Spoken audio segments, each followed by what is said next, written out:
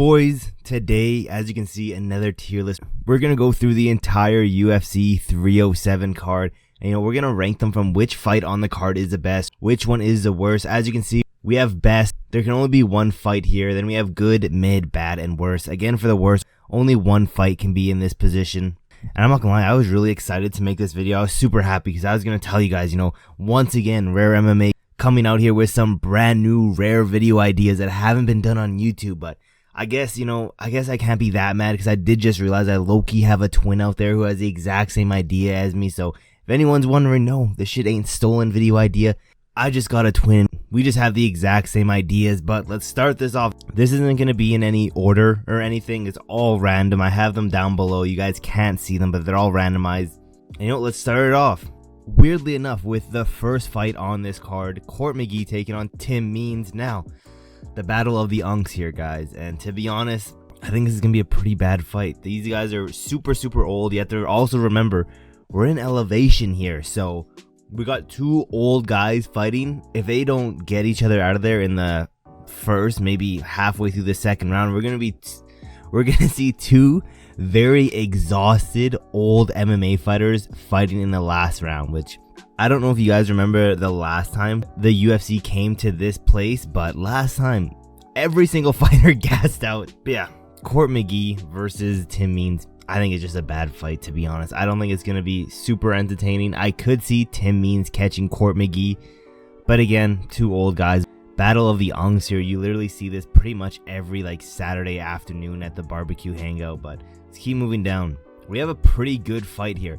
For right now, we'll say it's the best one here, but it's definitely not. But out of the Court McGee versus Tim Means fight, Buckley versus Wonderboy is definitely the best fight so far. But yeah, I think it's going to be a fairly fun fight.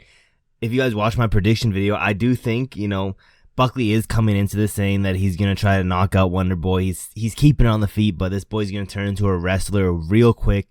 First round, I'm giving to Wonderboy. Second and third, we're going to see Buckley, go back to his game plan of take down Wonderboy and do some ground and pound work there. I don't think he finishes him. I think it's going to be a fairly competitive decision win for Buckley. But let's keep moving down to the worst fight on the card. We got Carla Esparza versus Tisha Pennington. Is there much that needs to be said about why this fight's going to be so bad? Both of these girls don't get much finishes in the UFC. I'm pretty sure Tisha, she's never lost outside of decision. So I think it's going to be a very boring fight. I think it's going to be, Tisha Torres trying to keep it on the feet, while Carla Esparza tries to go for a Marab heavy game plan of takedown after takedown after takedown. But instead of takedown, a little bit of ground and pound here, I think she's just going to do takedown and hold Tisha Pennington on the ground for the remainder of the round. I think this is the worst fight on this card by a mile. Let's keep moving down. Cesar Almeida versus Eeyore. And to be honest, this is a good ass fight. I also think this fight's going to end in a vicious knockout from Cesar Almeida. I don't think there's going to be much takedowns here. Eeyore doesn't typically go for lots of takedowns. It's going to be a striking heavy fight. I think we're seeing a knockout in this fight. Let's keep going down. Another women's fight. It's mid. It could arguably go into bad, but it's pretty, I'll put it at the top of bad for now. Maybe it can go up to mid. But Rodriguez versus Lucindo. I mean, the only interesting part in this fight is we get to see if an up-and-coming prospect is either going to go forward in the rankings or get fraud checked. So that's what's interesting here. Besides that, there's no real beef. There's, I guess, some stakes to this fight, but it's a mid fight, to be honest. You don't see many people going and being like, oh, I can't wait for this Rodriguez versus Lucindo fight. I'm on the edge of my seat. More than likely, most MMA fans are taking a fat piss during this fight. But let's keep going down to another great fight here. I'm probably going to put it over Buckley, to be honest. Aldo versus Mario Bautista. Now, the return of Aldo, to be honest, I don't see this, being that much of a different fight than Aldo's last fight against Martinez. To be honest, I think it's going to be fairly the same, but I do see a finish on that Jose Aldo side. And pretty much whenever Jose Aldo fights, it's going to be one of the better fights on that card. He's always there to just fight, and definitely a reason why he's a fan favorite fighter. But let's keep moving down. Surprisingly, I'm putting Pennington versus Pena in the good tier list, mainly because I just loved how everyone just dogpiled on Pena and just roasted her at the post-fight press conference. I found that hilarious. Everyone's just dog walking this girl, and you know, there's some beef here. I'm still gonna keep it in good. I'm not gonna put it above any of these guys, but it's a good fight. There's gonna be some stakes. You know, it might not be, you know, when we watch the fight, it might not be the best fight in the world. It might not be the best fight, but you know, some things that these girls and some of these guys need to learn is if you have some stakes to the fight, if you have some backstory, if you make some drama, it's gonna sell and it's gonna be more anticipated than if you didn't. That's why Conor was such a big thing. And yeah, surprisingly, you know, I know this is gonna shock a lot of people, but I'm putting them in the good tier list. Let's keep moving down. Alexander Hernandez versus Austin Herbert. I don't see anybody talking about this fight, to be honest. Do I put it in mid? I don't know. I don't see a single person talking about it. I didn't even know this fight was on this card until I looked, because they just added it recently, because I made my prediction videos and they weren't on the official UFC website. So do I put it? I'm just going to put it in mid. Nobody's talking about it. I've literally heard nobody speak of this fight. And if you guys know anything about me, I'm a next generational hater of Alexander Hernandez. So praying that this guy loses. I could see him losing, probably going to lose a decision to Austin Hubbard. He's probably going to gas out and lose a decision 29-28. And yeah, the definition of a mid fight. I don't know anyone talking about it. I have heard absolutely nothing from them. And yeah, let's keep moving down. I don't know where I should put this fight. I'm thinking of putting it mid, but I'm also thinking of putting it in bad.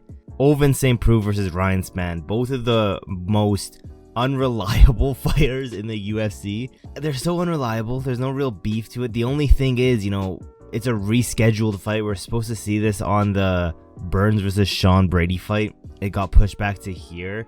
I'm gonna put it, I don't fucking know if I want to put it in bad or mid. I'll keep it in mid for now. And just because I hate Hernandez, we'll put it above Hernandez. Let's keep going down. We got a bunch of solid fights here left, to be honest. Now, I don't know where I should put the Lidzy versus Kevin Holland. Is it a good fight? I don't even think it's that great of a fight.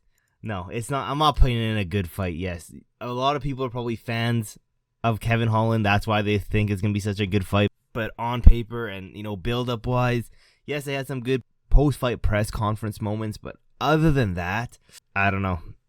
I'm struggling here. I'm going to keep it at mid because I can't justifiably have these two fighters on the same realm as these guys. Don't mind this one, but even this one, to be honest, I'm more hyped for this fight than I am the Kevin Holland fight. But we got two more fights to go to. Another pretty hyped up fight. Ketlin Vieira versus Kayla Harrison. To be honest, I think I'm about equally as excited for the two girl fights here.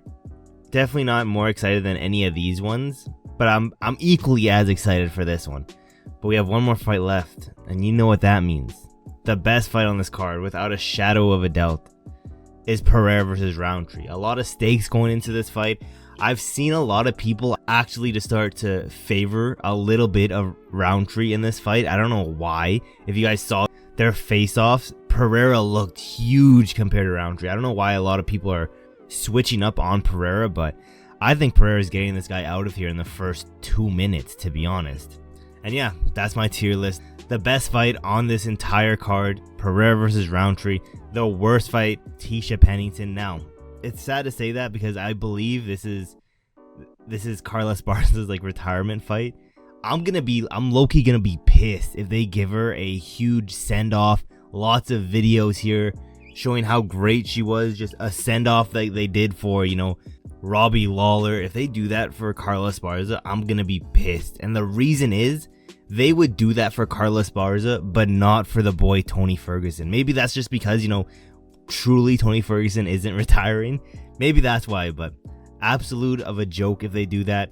And yeah, that's my list. Let me know in the comments below. I think a lot of people are going to be upset about putting Kevin Holland here, but it is what it is. Let me know in the comments below. Also, don't mind how, you know, janky it looks here with all these profile pictures and them not all being the same. Next episode, I'm going to try to do this for every single UFC card, even non-pay-per-view. So when I do it again, I'm going to have it more thought out, more personalized for this channel.